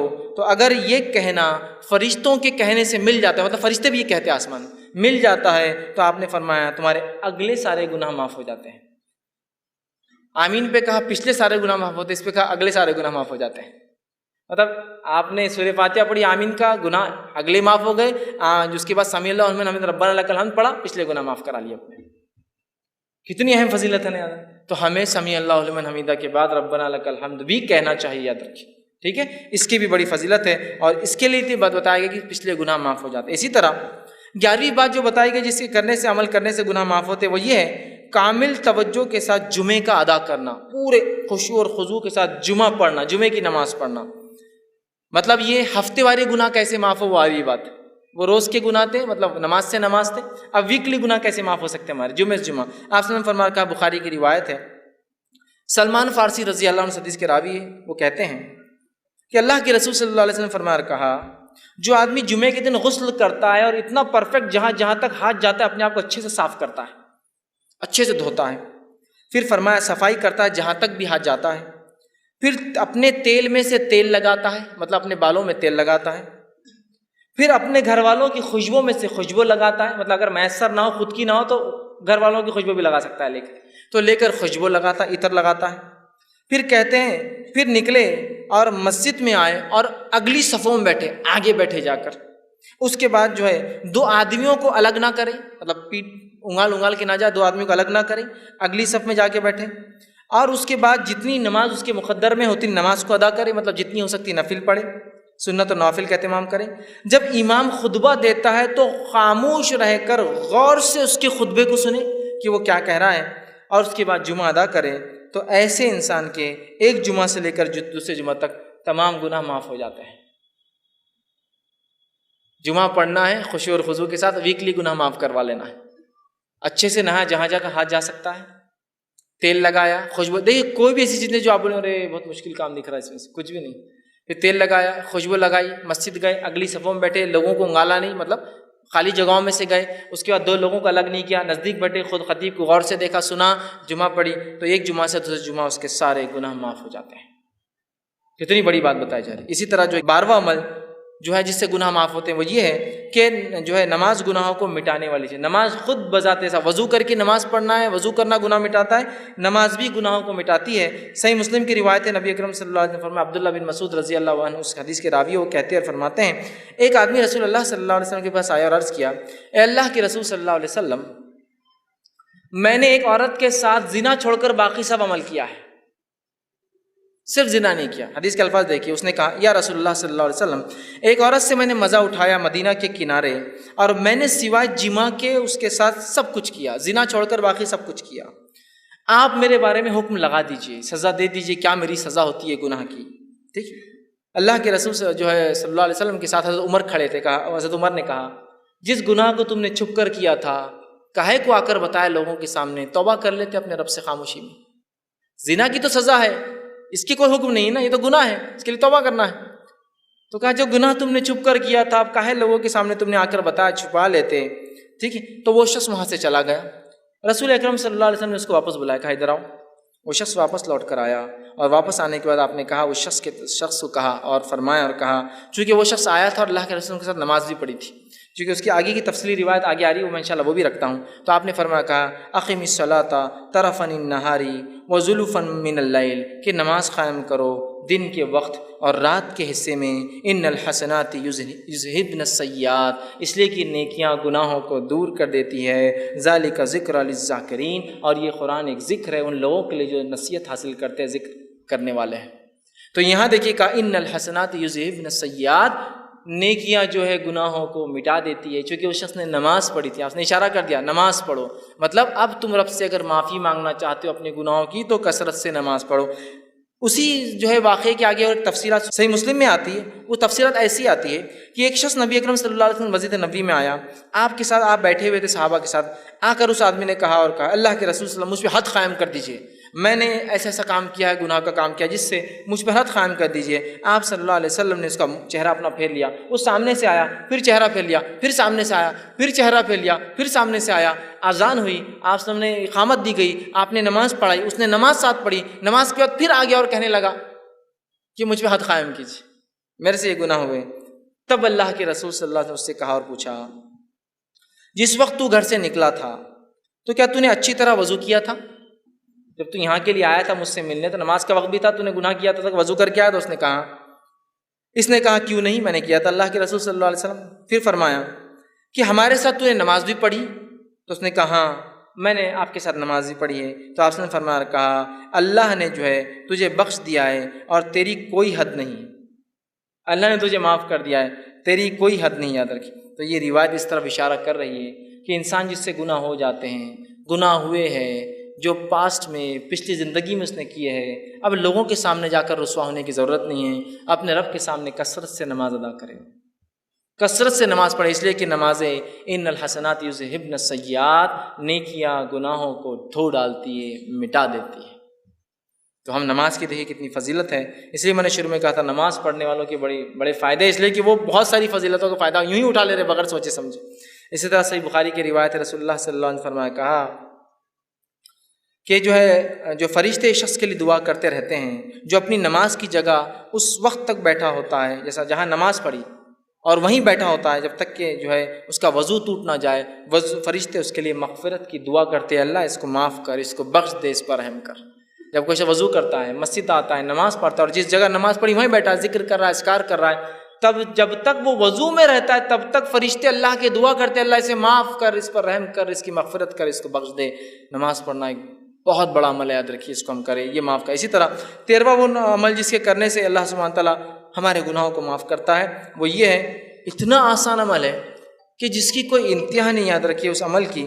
اور نبی اکرم صلی اللہ علیہ وسلم نے اس عمل کے تعلق سے ہمیں بتایا, صحیح بخاری کی روایت ہے. حدیث کے الفاظ دیکھیے اس طرح سے, بخاری کی روایت, آپ نے فرمایا, ابو ہریرہ اس کے راوی, اور وہ کہتے ہیں رسول اللہ صلی اللہ علیہ وسلم نے فرمایا اور کہا, جو شخص دن میں 100 مرتبہ سبحان اللہ و بحمدہ کہتا ہے, جو شخص دن میں 100 مرتبہ سبحان اللہ و بحمدہ کہتا ہے, اس کے گناہ مٹا دیے جاتے ہیں, خواہ سمندر کی جھاگ کے برابر ہو. صرف 100 مرتبہ کیا پڑھتا ہے, سبحان اللہ و بحمدہ, اپنے رب کی پاکی جو شخص 100 مرتبہ دن میں سے بیان کرتا ہے اس کے تمام گناہ معاف کر دی جاتے ہیں، حتیٰ کہ اگر وہ گناہ سمندر کی جھاگ کے برابر بھی ہو۔ یہ تمام باتیں صغائر کے تعلق سے، صغیرہ گناہوں کے تعلق کتنے بھی ہو، سبحان اللہ و بحمدہ 100 مرتبہ پڑھے، گناہ معاف۔ صحیح بخاری کی دوسری روایت اس میں ابو ہریرہ رضی اللہ عنہ فرماتے اللہ کے رسول صلی اللہ علیہ وسلم فرمایا کہا، اور آپ نے فرمایا 2 کلمے ایسے ہیں جو رحمان کو بڑے پیارے ہیں، زبان پر بہت ہلکے ہیں اور میزان میں بہت بھاری پڑیں گے، سبحان اللہ و بحمدہ و سبحان اللہ العظیم۔ ٹھیک، تو یہاں پہلی روایت میں کہا سبحان اللہ و بحمدہ، جو شخص 100 مرتبہ پڑھتا ہے اگر اس کی برائیاں گناہ سمندر کے جھاگ کے برابر بھی ہو تو یہ اس کو مٹا دیتا ہے، یاد رکھیں۔ تو ہم کوشش کریں کثرت سے اس ذکر کو کریں۔ 100 مرتبہ میں سمجھتا ہوں بہت آسان ہے، ہر نماز کے بعد 20 باندھ لے تو 100 ہو جاتے، 5 نمازوں کے بعد۔ بہرحال کوئی چاہے تو ایک ساتھ بھی پڑھ سکتا ہے۔ اسی طرح جو ہے 14واں وہ عمل 14 جو ہے وہ عمل جسے کرنے سے گناہ مٹ جاتے ہیں، اس عمل کے تعلق سے آپ نے فرمایا، اور وہ عمل ہے جسے 100 گناہ معاف ہو جاتے ہیں، 100 سنس معاف ہو جاتے ہیں۔ وہ کیا ہے؟ ابو ہریرہ رضی اللہ عنہ فرماتے، صحیح بخاری کی روایت، آپ نے فرمایا کہا جو شخص لا الہ الا اللہ وحدہ لا شریک لہ لہ الملک ولہ الحمد وہو علی کل شیء قدیر ایک دن میں 100 بار کہتا ہے، لا الہ الا اللہ وحدہ لا شریک لہ لہ الملک ولہ الحمد وہو علی کل شیء قدیر، عام زبان میں اس کو چوتھا کلمہ بولتے ہیں۔ جو شخص اس کو 100 مرتبہ پڑھتا ہے تو آپ نے فرمایا اس کا ثواب کیا ہے؟ 10 گردن آزاد کرنے کا ثواب، 10 غلاموں کو آزاد کرنے کا ثواب، 100 نیکیاں لکھی جاتی، 100 اس کے بارے میں جو ہے جس کو کہیں گے گڈ ڈیڈز لکھے جاتے ہیں، نیکیاں لکھی جاتی ہیں۔ پھر فرمایا اس کی 100 نیکیاں لکھی جاتی ہے اور 100 برائیاں اس کی مٹا دی جاتی ہے، اور شیطان کے وسوسوں سے، شکنجے سے، اس کے جو ہے بہکانے سے، پھسلانے سے وہ شخص جو ہے شام تک محفوظ رہتا ہے۔ جب سے پڑھا صبح سے لے کر شام تک محفوظ رہتا ہے۔ دیکھیے کتنا آسان کلمہ ہے، اس کلمے کو جو 100 مرتبہ 10 غلام آزاد کرنے کا ثواب، 100 نیکیاں لکھ دی جاتی ہے، 100 برائیاں مٹ جاتی ہے، اور اس صبح سے لے کر شام تک شیطانی پورے حملوں سے وہ اپنے نفس کو محفوظ کر لیتا ہے۔ تو ہم کوشش کریں کثرت سے جو ہے اس کلمے کو پڑھیں، بہت آسان ہے یاد رکھیں۔ اسی طرح 15واں عمل جس کے پڑھنے سے جو ہے گناہ معاف ہوتے جو حدیث میں آتا ہے وہ یہ ہے نماز کے بعد تسبیحات کا کہنا۔ نماز کے تسبیحات کہنا صحیح مسلم کی روایت ہے، آپ صلی اللہ علیہ وسلم فرمایا کہا جو شخص ہر نماز کے 33 مرتبہ سبحان اللہ، 33 مرتبہ الحمدللہ اور 33 مرتبہ اللہ اکبر کہتا ہے، جو کہ 99 ہوتے ہیں، اور پھر 100 کہتا ہے، مطلب 100ویں بار کہتا ہے لا الہ الا اللہ وحدہ لا شریک لہ لہ الملک ولہ الحمد وہو علی کل شیء قدیر، وہ پچھلا کلمہ جو تھا، تو آپ نے فرمایا کہ اس کی جو ہے ساری خطائیں معاف کر دی جائیں گی، اگرچہ سمندر کے جھاگ کے برابر کیوں نہ ہو، پورے اس کے گناہ معاف کر دی جاتے ہیں، چاہے سمندر کے جھاگ کے برابر کیوں نہ ہو۔ کتنا آسان ہے نا، 33 مرتبہ سبحان اللہ، 33 مرتبہ الحمدللہ، 33 مرتبہ اللہ اکبر، آخر میں کہنا ہے لا الہ الا اللہ وحدہ لا شریک لہ لہ الملک ولہ الحمد وہو علی کل شیء قدیر۔ اور رسول اکرم صلی اللہ علیہ وسلم ہر نماز کے بعد یہ کیا کرتے تھے، آپ کا یہ معمول تھا، یاد رکھیے، عادت شریفہ تھی کہ ہر نماز کے بعد یہ ذکر و اذکار، اور بھی ہے لیکن اس میں یہ بھی شامل آپ ہمیشہ کیا کرتے تھے۔ ہم بھی کوشش کریں کہ ہر نماز کے بعد معمول بنا لیں کہ ہم ان تسبیحات کو جو ہے پڑھیں۔ 16واں وہ عمل جس سے کرنے سے گناہ معاف ہونے کی جو بشارت دی گئی، بات بتائی کہ وہ یہ نیک لوگوں کی مجلس میں بیٹھنا، اللہ کا ذکر جہاں ہو رہا ہے اس مجلس میں بیٹھنا، یہ ہے اس کا ثواب یہ کہ اس سے بھی پچھلے گناہ معاف کر دی جاتے ہیں، انسان کی مغفرت کر دی جاتی ہے۔ صحیح مسلم کی روایت ہے، بہت لمبی حدیث، ابو ہریرہ رضی اللہ عنہ حدیث کے راوی ہے، اس حدیث کے اندر ہے کہ فرشتے جو ایسی مجلسوں کو ڈھونڈتے رہتے ہیں جہاں اللہ کا ذکر ہوتا ہے، جب وہ ایسی مجلسوں کو پا لیتے تو ایک دوسرے کو اشارہ کرتے ہیں کہ ویسی مجلس مل گئی جہاں اللہ کا ذکر ہو رہا ہے، اور پھر سارے فرشتے آ جاتے ہیں اور وہ فرشتے جمتے جاتے ہیں، حتیٰ کہ جو ہے بہت اوپر تک جو آسمان تک جو فرشتے جو قطار در قطار جو جم جاتے ہیں، اور جو ہے اس کے بارے میں پھر جو ہے اللہ رب العزت ان سے پوچھتا ہے، حالانکہ اللہ کو پتہ ہوتا ہے کیا ہے، تو اللہ پوچھتا ہے کہ میرے بندوں کو کیسے پایا، وہ کیا کر رہے تھے؟ تو کہا اللہ وہ جو ہے تجھ سے جنت کا سوال کر رہے تھے، اور کیا کس چیز سے پناہ مانگ رہے تھے؟ اے اللہ وہ تیرے بندے جو جمع تھے وہ جہنم سے پناہ مانگ رہے تھے۔ تو اللہ رب العزت فرشتوں کو گواہ بنا کر کہتا ہے اے فرشتوں تم اس چیز پہ گواہ رہنا کہ میں نے ان بندوں کو جو ہے بخش دیا ہے، ان کو جو ہے معاف کر دیا ہے۔ تو فرشتے کہتے ہیں اللہ اس مجلس میں ایک شخص ایسا تھا جو اپنے کام کے لیے آیا تھا اور آ کر بس آیا تھا یوں ہی بیٹھ گیا، تو اللہ رب العزت فرماتا ہے کہ یہ بندو میں نے اس کو بھی معاف کر دیا، اس لیے کہ ایسی مجلس میں بیٹھنے والا بے نصیب نہیں ہو سکتا، بد نصیب نہیں ہو سکتا۔ مطلب ان مجلسوں کے فضائل دیکھیں، یہ اللہ کا ذکر ہوتا ہے، اور ہمارا معاملہ ہے کہ جو اللہ کا ذکر ہوتا ہے وہ مجلس سے بہت ہم کو کاٹا آتا آنکھ پہ بیٹھنے سے، بہت مشکل ہوتی ہے، ارے اب جاؤ بیٹھو۔ ہاں باقی دوسری مجلسوں میں تو بلا کر، میسج کر کے، گاڑی میں بٹھا کر اپنے طرف سے پیسہ خرچ کر لے جایا جاتا ہے، لیکن اللہ کے دین کی بات جہاں ہو رہی ہے ارے نہیں وہ نہیں ہو رہا ہے. اور دین کی بات بھی سننے میں مزہ اور بد مزہ والا معاملہ چلتا ہے نا. جمعے کا خطبہ سنیں بہت مزہ آ گیا آج, بہت مزہ آ گیا. یہ کیسا مزہ آتا ہے میرے کو سمجھ میں نہیں آتا. دین کی بات سیکھنا ہے مزہ اور بہت مزہ آ گیا آج. ارے وہ وہاں مزہ نہیں آتا. وہ مقرر ہے کرے بہت مزہ آتا اس میں. ارے انہوں نے مزہ نہیں آتا. دین کی بات سیکھنا, اس مجلس کے فضائل تو سنیے. یہ نہیں کہا کہ وہاں بہت اچھا مقرر ہے, بہت مزے والی باتیں کر رہا ہے, تم کو ساری مجلس کا تذکرہ جو اللہ کا ذکر ہو رہا ہے, چھوٹی ہو سکتی بڑی ہو سکتی ہے. تو اللہ پوچھتا ہے, فرشتے ڈھونڈتے رہتے ایسی مجلسوں کو, جب پا لیتے دوسروں کو بلاتے جمع ہو جاتے آسمان تک. اللہ کو حالانکہ سب پتہ ہے, پھر بھی اللہ پوچھتا ہے کیا کہاں پایا, کیا کر رہے تھے, کیا مانگ رہے. تو کہا اللہ جنت کا سوال کرتے ہیں. کس چیز سے بچنا چاہتے تھے اللہ, تجھ سے جہنم سے جو ہے بچنا چاہتے ہیں. اللہ کہتا ہے فرشتوں گواہ رہنا میں نے معاف کر دیا. فرشتے کہتے ہیں اس مجلس میں ایسا انسان تھا جو یوں ہی آ کر بیٹھا تھا. اللہ نے کہا, اللہ سبحانہ تعالیٰ فرماتا ہے یہ مجلس ایسی نہیں ہے جس میں بیٹھنے والا جو ہے بد نصیب ہو, مطلب وہ بھی اس کا فائدہ اٹھا لیتا ہے. اندازہ لگائیے اللہ کے ذکر کا کتنا بڑا فائدہ ہے. ہم کوشش کریں ایسی مجلسوں میں جائیں اور اس کا اہتمام کریں کہ اللہ کا ذکر ہو. ورنہ ہمارے پاس جو مجلسیں ہوتی ہے دنیاوی بات, فالتو باتیں, اور پتہ نہیں کیا کیا مجلس سجتی, مجھے بہرحال بتانے کی ضرورت نہیں. کوئی حرام کاریوں کی مجلس سے سجا رہا ہے, کوئی برائیوں کی مجلس سے سجا رہا ہے, اور لوگوں کو دعوت دی جاتی ہے. اور جب دینی مجلسوں کا بات آتا ہے لوگوں کی آنکھ پہ کانٹے کھڑے ہو جاتے ہیں, اس لیے کہ وہاں بہت مشکل ہوتی ہے, وہاں مشکل ہوتی ہے. بہرحال اس کو سمجھ نہیں. اسی طرح 17واں وہ بات, وہ گناہ, وہ عمل جس سے کرنے سے گناہ معاف ہوتے ہیں, وہ یہ ہے کہ گناہ کی بات فوراً اللہ کی طرف رجوع ہونا. گناہ ہوا اللہ کی طرف رجوع ہو جائیے کہ اللہ مجھ سے یہ گناہ ہوا, اور توبہ کرنا فوراً یہ گناہوں کو معاف کر دیتا ہے. ابو ہریرہ رضی اللہ عنہ حدیث کے راوی, بخاری کی حدیث ہے. آپ صلی اللہ علیہ وسلم نے فرمایا کہا, حدیث کچھ اس طرح سے کہ نبی اکرم صلی اللہ علیہ وسلم سے جو ہے آپ نے فرمایا کہا, ایک بندہ ہے جو گناہ کرتا ہے اور گناہ کرنے کے بعد عرض کرتا ہے اللہ مجھ سے گناہ مجھے معاف کر دے. اللہ تعالیٰ کہتا ہے فرشتوں سے, اے فرشتوں میرا ایک بندہ ہے جسے معلوم اس کا ایک رب ہے, اور وہ اس کو معاف بھی کر سکتا ہے اور اس کو سزا بھی دے سکتا ہے جو ہے, اور جو ہے میں نے اس کو جو ہے معاف کر دیا.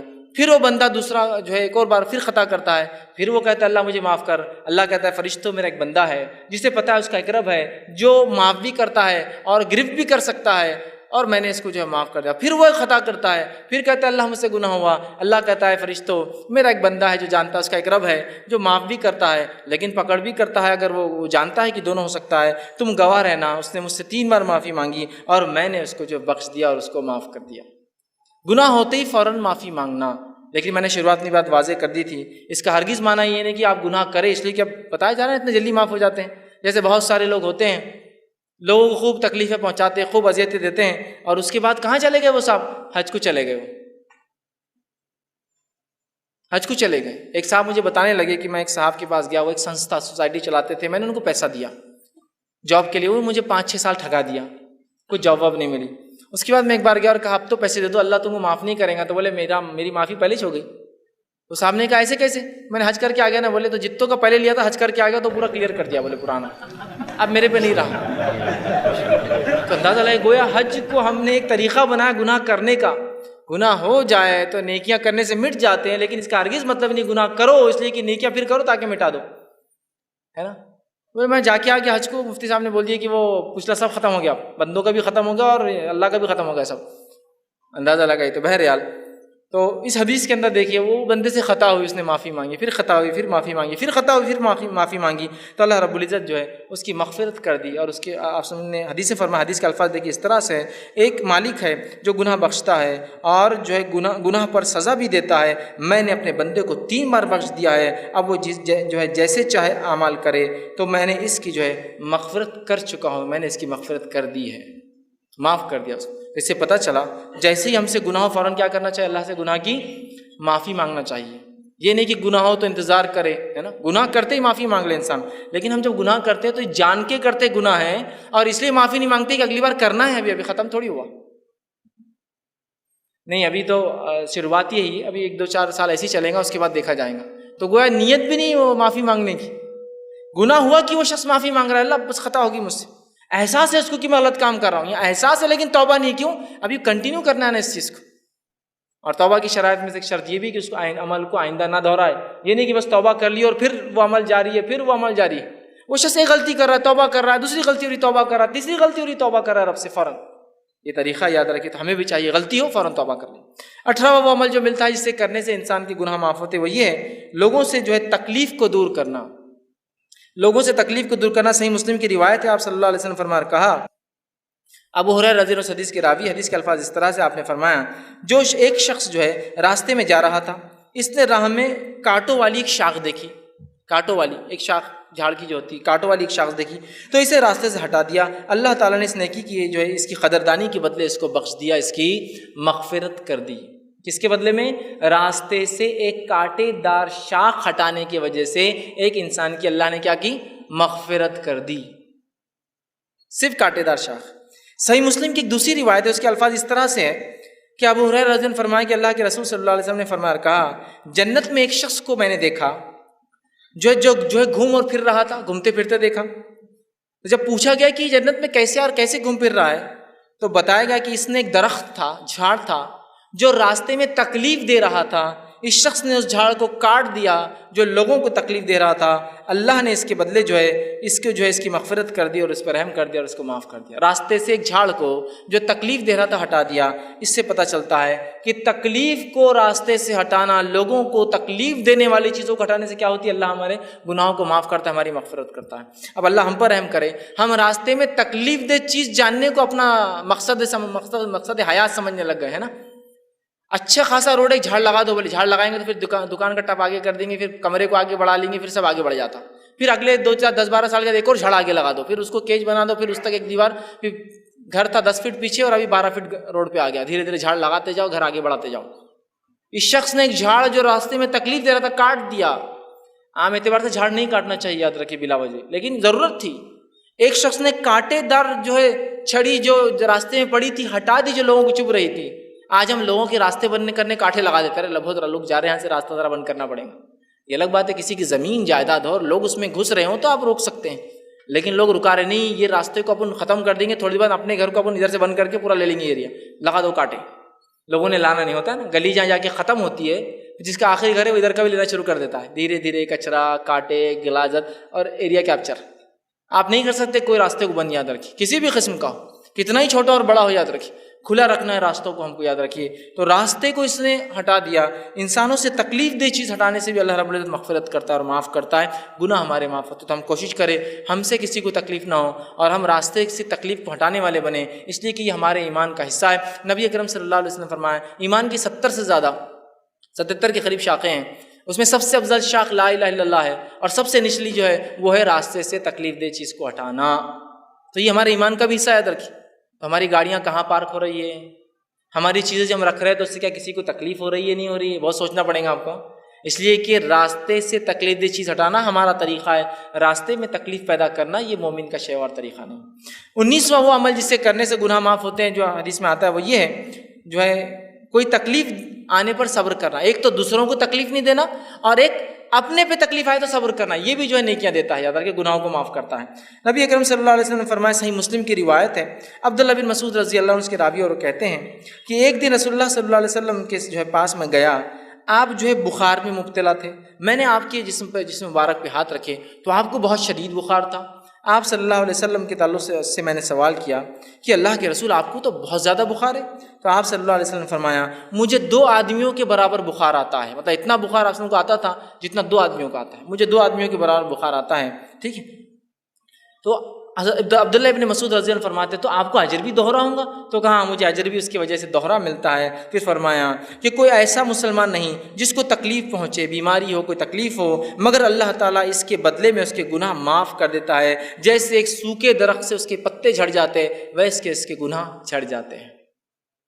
دوسری ایک حدیث کے اندر الفاظ اس طرح سے مسلم کی روایت ہے، جابر بن عبداللہ رضی اللہ عنہ بیان کرتے ہیں کہ اللہ کے رسول صلی اللہ علیہ وسلم جو ہے مصعب جو ہے رضی اللہ عنہ ایک صحابیہ تھے، ٹھیک، ان کے یہاں گئے، ان کو بخار آیا ہوا تھا، تو انہوں نے بخار کو برا بلا کہا، بخار کو، تو اللہ کے رسول صلی اللہ علیہ وسلم نے فرمایا کہا کہ بخار کو برا بلا مت کہو، یہ تو ابن آدم کے گناہ مٹا دیتا ہے اور آدم کے بیٹے کی خطاؤں کو یوں دور کر دیتا ہے جیسا بھٹی سے میل کچل نکل جاتا ہے نا، ویسے ہی جب انسان بخار میں ہوتا ہے تو اس کے سنس، اس کے گناہ، اس کے بیڈ ڈیڈز اس طرح دھل کے نکل جاتے ہیں، جیسے جو ہے میل کچل جو ہے لوہے سے گرم کرتے ہیں نا، تپاتے ہیں تو نکل جاتا ہے، اس طرح سے۔ تو بخار آنا، تکلیف ہونا، بیماری آنا، اس سے بھی مومن کو جو ہے نیکیاں ملتی ہے اور اس کے گناہ جو ہے معاف ہوتے ہیں، یاد رکھیے اس بات کو بھی ہم سمجھیں، اور جب ہمیں کوئی تکلیف آئے اس تکلیف پہ ہم جو ہے صبر کرنے کی کوشش کریں۔ اس تعلق سے بہت ساری باتیں بہرحال صبر کے تعلق سے آپ پہلے بھی سن چکے ہیں۔ 20واں وہ عمل جسے کرنے سے گناہ معاف ہوتے ہیں روایتوں میں آتا ہے وہ یہ ہے کہ اللہ تعالیٰ کی رضا کے لیے حج یا عمرہ کرنا، اللہ تعالیٰ کی رضا کے لیے حج یا عمرہ کرنا۔ صحیح مسلم کی روایت ہے، آپ صلی اللہ علیہ وسلم فرماتے ہیں، ابو ہریرہ رضی اللہ عنہ حدیث کے راوی، انہوں نے کہا کہ اللہ کے رسول صلی اللہ علیہ وسلم نے فرمایا جو کوئی اس گھر مطلب بیت اللہ میں آیا، نہ اس میں شہوت رانی کی، نہ شہوت رانی کی باتیں، نہ اس میں کوئی ایسا عمل کیا جو حج کو خراب کرتا ہے، اور نہ ہی جو ہے شہوت رانی کی باتیں کی، نہ گناہ کیا، تو حج کے بعد یہ ایسا پلٹتا ہے اپنے گھر جیسے اس کی ماں کے پیٹ سے ابھی اس نے جنم لیا۔ اور ظاہر سی بات ہے انسان جب ماں کی پیٹ سے پیدا ہوتا ہے تو وہ سن لیس ہوتا ہے، بغیر گناہوں کے ہوتا ہے۔ تو اللہ تعالیٰ کی رضا کے لیے حج اور عمرہ کرنے سے کیا ہوتا ہے، اس کے سارے گناہ انسان کے معاف ہو جاتے ہیں، لیکن یہ خالص اللہ تعالیٰ کے لیے کیا گیا حج اور عمرہ۔ اور ایک روایت میں الفاظ صحیح مسلم کے اس طرح سے ہے، جس کے ابو ہریرہ رضی اللہ عنہ راوی وہ فرماتے ہیں اللہ کے رسول صلی اللہ علیہ وسلم نے فرمایا ایک عمرہ دوسرے عمرے تک کے درمیان کے تمام لرزشوں کا کفارہ بن جاتا ہے۔ ایک عمرے سے دوسرا عمرہ جب انسان کرتا ہے تو بیچ کے تمام گناہوں کی لرزشوں کا یہ کفارہ بن جاتا ہے۔ تو حج اور عمرہ اللہ کے لیے ہم خالص کریں، یہ گناہوں کے مٹانے کا سبب بنتا ہے۔ اللہ ہم پر رحم کریں، ہم نے اپنی عبادتوں کو دکھاوا اور ریا کا ایک ذریعہ بنا دیا۔ حج بھی کرتے ہیں تو اس لیے کرتے ہیں کہ اب سب نے گھر میں کر لیا تو سب ہم کو بول رہے تم نے نہیں کیے کہ تم نے نہیں، چلو میں بھی چل جاتا ہوں۔ اندازہ لگائیے، حج اس لیے کر رہے ہیں کہ اتنی دعوتیں کھا لی ہے لوگوں کی کہ اب شرم آ رہی ہے، تو لہٰذا اب اپنے بھی ضروری حج کو جانا چاہیے تاکہ کوئی آ کے ہمارے گھر بھی کھائے۔ اندازہ لگائیے اس حد تک ہو رہا ہے۔ تو حج کو ہم دکھاوے کے لیے نہیں، خالص اللہ کے لیے کریں، سارے پچھلے گناہ معاف۔ دیکھیے پہلے نماز کے تذکرہ آیا، اب حج کا آ رہا ہے۔ فرائض سب سے اہم چیز ہے، یاد رکھیے اس کو ادا کرنا، یہ سب سے بڑی چیز ہے، اور یہ گناہوں کے معاف کرنے کا سب سے بہترین ذریعہ، اللہ سے نزدیکی کے سب سے بہترین ذریعہ۔ فرائض کے بعد نفل کرنے سے اللہ اور خوش ہوتا ہے، یاد رکھیے، خالی نفل کچھ کام کے نہیں جب تک فرائض نہ ہو۔ بہت سے لوگ ہوتے ہیں فرائض چھوڑ دیتے اور نفل میں لگے ہیں، فرائض کے بعد نفل اللہ قبول کرتا ہے، یاد رکھیے۔ اسی طرح 21واں عمل جس سے کرنے سے گناہ معاف ہوتے ہیں وہی یوم عرفہ اور عاشورے کے دن کا روزہ رکھنا۔ یوم عرفہ اور عاشورے کے دن کا روزہ رکھنا، 9 ذی الحجہ کا اور 10 محرم کا روزہ رکھنا، یہ بھی گناہوں کو معاف کرتا ہے۔ صحیح مسلم کی روایت ہے، آپ صلی اللہ علیہ وسلم نے فرمایا اور کہا عرفے کے دن کا روزے کے بارے میں پوچھا گیا تو آپ نے فرمایا اور کہا کہ یہ جو ہے 1 سال گزرے ہوئے اور 1 سال آنے والے گناہ کا مطلب 2 سال کے گناہ کا کفارہ ہے۔ اور پھر فرمایا کہ جو 10 محرم کا جو عاشورے کا روزہ ہے وہ 1 سال کے گزرے ہوئے گناہ کا کفارہ ہے۔ مطلب عرفے کا ایک روزہ 2 سال کے گناہوں کا کفارہ، اور عاشورہ کے 2 روزے ہوتے ہیں، ایک 9 کا یا 10 کا آپ رکھ سکتے ہیں، وہ 1 سال کے گناہوں کا کفارہ ہے۔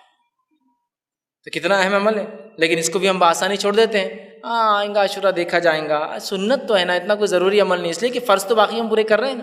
بہت اہم عمل اس لیے کہ پچھلے 1 سال اور اگلے 1 سال کے گناہ معاف 1 روزے سے، اور 2 روزے سے 1 سال کے گناہ معاف۔ اس سے بڑا کیا ہو سکتا ہے کہ ایک دن 10-12 گھنٹے 15 گھنٹے بھوکا رہنا اور اللہ سے 1 سال کی مغفرت کروا لینا ہے۔ یہ بڑی اہم بات ہے، یاد رکھیے، بہت سمجھنے کی ضرورت ہے، اور کوئی بھی عمل کو معمولی نہ سمجھے، ہم دین کے کرنے کی کوشش کریں۔ اسی طرح 22واں عمل جو ہم کرنے سے ہمارے گناہ معاف ہو سکتے ہیں وہ رمضان سے متعلق ہے، وہ یہ ہے کہ رمضان کے روزے رکھنا۔ جو شخص رمضان کے روزے اس نیت سے رکھے کہ اللہ اس کا مجھے اجر دے گا، بخاری کی روایت ہے، ابو ہریرہ رضی اللہ عنہ حدیث کے راوی فرماتے ہیں جس شخص نے ایمان کے ساتھ ثواب کی طلب کی نیت سے رمضان کے روزے رکھے تو اللہ تعالیٰ اس کے پچھلے گناہوں کو معاف کر دیتا ہے۔ تو دیکھیے رمضان کے روزے، پھر روزے کی بات آ گئی، پہلے نماز کی بات آئی، پھر حج کی بات آئی، اب روزے کی بات آ رہی۔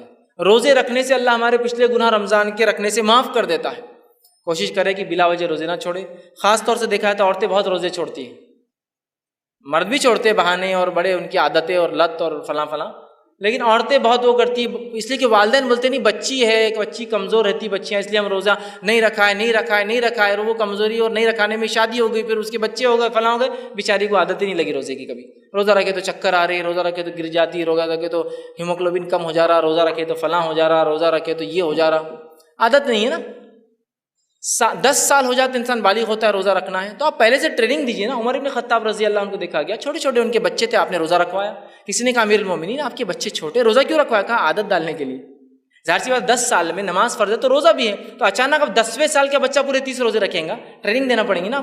5-6 سال کا تو 2-4 رکھا، 7 سال کا تو 10 رکھا، 8 سال کا ہوا تو 10-15 رکھا، 9 سال کا ہوا تو سمجھو 20 رکھا، 10 سال میں آیا تو ظاہر سی بات اب 30 رکھنے کی طاقت آ گئی، اس لیے کہ ٹرینڈ ہو چکا ہے اتنے مہینوں میں۔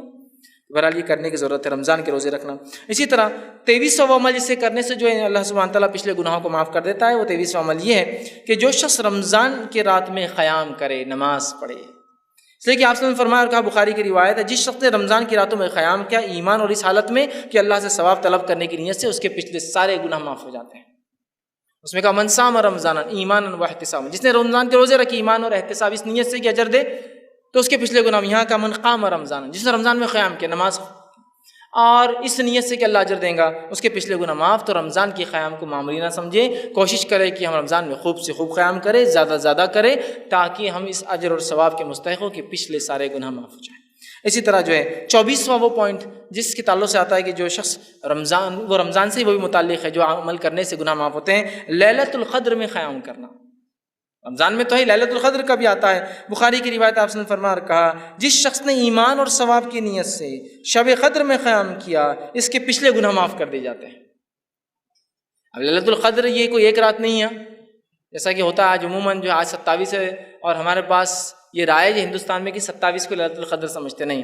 لیلۃ القدر جو ہے آخری عشرے کی 5 طاق راتوں میں سے کوئی ایک رات ہے، یاد رکھیے، جو کہ 21 رمضان جو جا چکا ہے وہ بھی ہو سکتی تھی، 23 رمضان جو کہ وہ بھی گزر چکا ہے وہ بھی ہو سکتی تھی، 25 رمضان جو وہ بھی گزر چکا وہ بھی ہو سکتا تھا، آج 27 ہے یہ بھی ہو سکتا ہے، اور آنے والی 29 بھی ہو سکتی ہے۔ لیکن افسوس کی بات ہے ہم لوگ صرف ایک رات مناتے۔ کیوں؟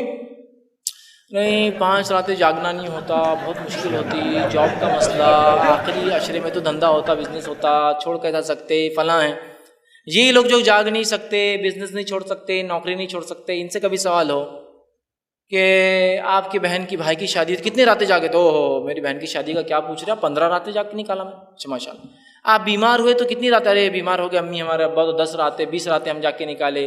بچے کی پیدائش کے اندر میری کئی راتوں کی نیند نہیں ہوئی، تو یہ سب برداشت ہوتا ہے، لیکن دین کے لیے 5 راتیں جاگنے کو تیار نہیں، دنیا کے لیے، تکلیف کے لیے، مصیبت کے لیے، شادی کے لیے، بیاہ کے لیے، بلکہ شادی بیاہ میں تو رج جگہ بول کے ایک سسٹم ہی جو ہوتا ہے راتوں میں جاگنے کا۔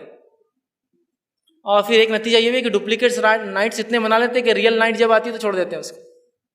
اور اگر شب قدر کو پانا ہے اور اگر اس کو پانے کے لیے بھی کوشش کر رہے ہیں تو 5 راتوں میں سے ایک ہے، اور اس میں پھر 5 میں سے بھی کیا کرتی معلوم ہم نے؟ ایک رات کو خاص الگ کر دی، بولے وہ 27 کی 6 وہ، اور وہ بھی کیسے منا رہے ہیں؟ اس کے منانے کا بھی ڈھنگ بہرحال ایک سے ایک انداز لوگوں نے اپنائے ہوئے ہیں، اس لیے کہ بہت سے لوگوں کے تو شاید اب تک بھی نمبر نہیں لگے ہوں گے توا اسپاٹ پر، اب نمبر آئیں گا ان کا، عشاء کے بعد سے لائن میں کھڑے ہوں گے، وہ کباب کی دکان پر، چکن کی دکان پر، توا اسپاٹ پر، ڈھابے پہ نمبر لگے ہوئے ہوں گے ابھی کہ ابھی مجھے کھانا، تو کیا پھر منانا ہے تو یہ طریقہ ہے اس کا، یہ کرنا ہے اس کے اندر۔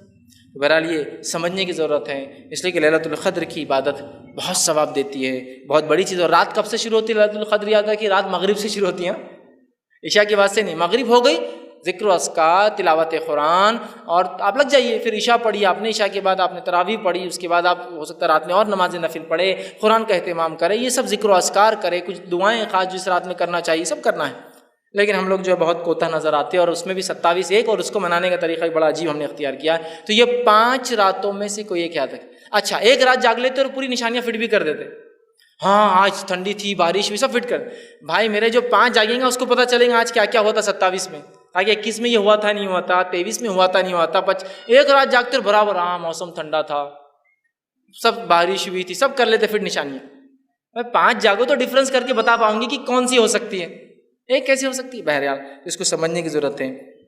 25 اور آخری عمل جو انسان کرنے سے جو ہے اس کے گناہ معاف ہوتے ہیں، روایت میں آتا ہے، وہ یہ ہے، صحیح مسلم کی روایت ہے، جو شخص اللہ کی راہ میں ہجرت کرے اس کے پچھلے سارے گناہ معاف ہو جاتے ہیں۔ اللہ کی راہ میں ہجرت کرنا، ہجرت سمجھتے ہیں اللہ کے راہ میں ہجرت بولے تو یہ نہیں کہ میں یہ شہر سے وہ شہر جا کے بزنس کے لیے جائے، ہجرت مانا ایک بستی اور شہر میں جب آپ کو اسلام پر عمل نہ کرنے دیے جائے، اس بستی اور شہر کو آپ چھوڑ کے دوسرے ایریا میں جائے، جیسا اللہ کے رسول صلی اللہ علیہ وسلم صحابہ جو ہے مکے میں جو عمل نہ کرنے دیا تو کچھ لوگ حبش گئے، اور اس کے بعد جو ہے مدینہ میں ہجرت ہوئی۔ یہ ہجرت دین پر عمل نہ کرنے، جو شخص اللہ کے لیے ہجرت کرے، چونکہ ہجرت بہت تکلیف دہ چیز ہوتی ہے، یاد رکھیے، اپنی زمین، اپنے ملک، اپنے شہر، اپنی بستی، اپنے آبائی مکان کو چھوڑنا کوئی مذاق نہیں ہوتا ہے، یاد رکھیے بہت اجر ہے اس کے اوپر۔ تو وہ کیا، اور آخری پوائنٹ جو 26واں میں نے آپ سے کہا تھا، لیکن وہ ایک ایسا پوائنٹ ہے جو اس شخص کے لیے ہے جو مسلمان نہیں، اس کے لیے ہے وہ شخص کہ اگر وہ بھی یہ کام کرتا ہے تو اس کے پچھلے گناہ معاف ہو جائیں گے۔ وہ صحیح مسلم کی ہی روایت ہے، آپ صلی اللہ علیہ وسلم کے پاس جو ایک صحابی آئے، انہوں نے اسلام قبول کیا، ایمان قبول کیا۔ ایمان قبول کرنے کے بعد کہا اللہ کے رسول صلی اللہ علیہ وسلم، اپنے حقیقی رب کو پہچانا اور اس پر ایمان لائے۔ کہ اللہ کے رسول صلی اللہ علیہ وسلم، جب میں کفر کی حالت میں تھا 3 بیٹیوں کو دفنایا ہے میں نے ایک کے بعد ایک، کیا میرا یہ گناہ معاف ہوگا؟ اور ایک دوسری روایت میں جب خالد بن ولید رضی اللہ عنہ ایمان لائے تو انہوں نے بھی جب ایمان لایا اللہ کے رسول صلی اللہ علیہ وسلم کے ہاتھ بیعت کیا تو کہا اللہ کے رسول کہ اللہ میرے پچھلے گناہ معاف کریں گا جو میں نے اسلام کے خلاف جنگیں لڑی ہیں اور صحابہ کو مارا تھا، آپ نے شہید کیا تھا، کہ کیا اللہ معاف کریں گا؟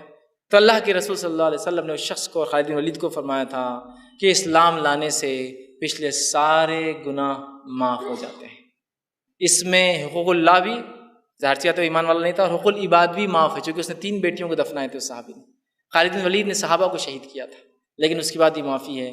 تو گویا یہ غیر مسلم کے لیے ہوتا ہے کہ اگر وہ سچے دل سے ایمان لاتا اپنے رب پر، خالص کر لیتا ہے اور اپنے پالن کرتا کو، اپنے جو ہے بنانے والے کو، اپنے جو ہے پیدا کرنے والے کو پہچان کر اس کے اوپر آستھا، اس کے اوپر ایمان لاتا ہے، اس کے اوپر فیتھ کرتا ہے، اس پر بلیف لا لیتا ہے، تو اس کے بھی پچھلے سارے گناہ معاف ہو جاتے ہیں، اللہ سب معاف کر دیتا ہے، اور ایک نئی زندگی اس کے اس دن سے چالو ہوتی ہے جس دن اس نے اسلام لے آیا۔ تو بہرحال یہ 26واں لیکن ایک الگ پوائنٹ تھا جو ایک غیر مسلم کے لیے لاگو ہوتا ہے، وہ کیسے اپنی معافی کروائے، کیسے اپنے گناہوں کی زندگی سے نکل کر، اس دلدل سے نکل کر جو ہے وہ آخرت میں جو ہے سکسیس کو اٹینڈ کرے، آخرت میں جو ہے وہ جو ہے جہنم سے بچ کے جنت کا مستحق ہے۔ وہ یہ ہے کہ وہ جو ہے خالص دل سے اپنے بنانے والے پر ایمان لائے اور اس کے آخری نبی محمد صلی اللہ علیہ وسلم پر ایمان لائے، تو بہرحال اس کی بھی مغفرت ہے، اس کے بھی سارے گناہ معاف ہو جاتے ہیں۔ تو یہ چند باتیں تھیں جو میں نے مناسب، اور لیکن صرف یہ بات یاد رکھیے صرف یہی باتیں نہیں جو قرآن حدیث میں جو معاف کرتی ہیں، اور بھی بہت ساری آیتیں اور بھی بہت ساری حدیثیں جس میں تذکرے آتے ہیں، یہ عمل سے گناہ معاف ہوتے ہیں، وہ عمل سے گناہ معاف ہوتے ہیں۔ میں نے جو مناسب سمجھی کچھ چن کے آپ کے سامنے رکھنے کی کوشش کی، اور بھی آپ اگر مطالعہ کریں گے تو بہت ساری آیتیں، بہت ساری حدیثیں اور آپ کے سامنے آئیں گی جس میں معافی کے تذکرے آتے ہیں، یہ کرنے سے اتنی معافی، وہ کرنے سے اتنی معافی۔ ہم کو چاہیے کہ ہم دین کا علم حاصل کریں اور جاننے کی کوشش کریں، اس لیے کہ گناہ ہم سب سے ہوتے ہیں، کیسے مٹے گناہ اس کا ہم جو ہے انتظام پہلے سے کر کے رکھے، خطائیں سب سے ہوتی ہیں مجھ سے اور آپ سے، اس کو مٹانے کا طریقہ ہم جاننے کی کوشش کریں۔ میں اسی پر اپنی بات کو ختم کروں گا۔ السلام علیکم ورحمۃ اللہ وبرکاتہ۔ ناظرین اکرام، اسلامک ٹی وی اس چینل کو ابھی تک جنہوں نے سبسکرائب نہیں کیا ہے، برائے مہربانی اس چینل کو سبسکرائب ضرور کریں، اور ہر دن کی اپڈیٹ کے لیے اس کے ساتھ ہی ایک بیل، ایک گھنٹی کا نشان آئے گا، اسے آپ ضرور پریس کریں اور اسے دبا کر آپ ہمارے ساتھ تعاون فرمائیں۔ جزاک اللہ خیر۔ السلام علیکم ورحمۃ اللہ وبرکاتہ۔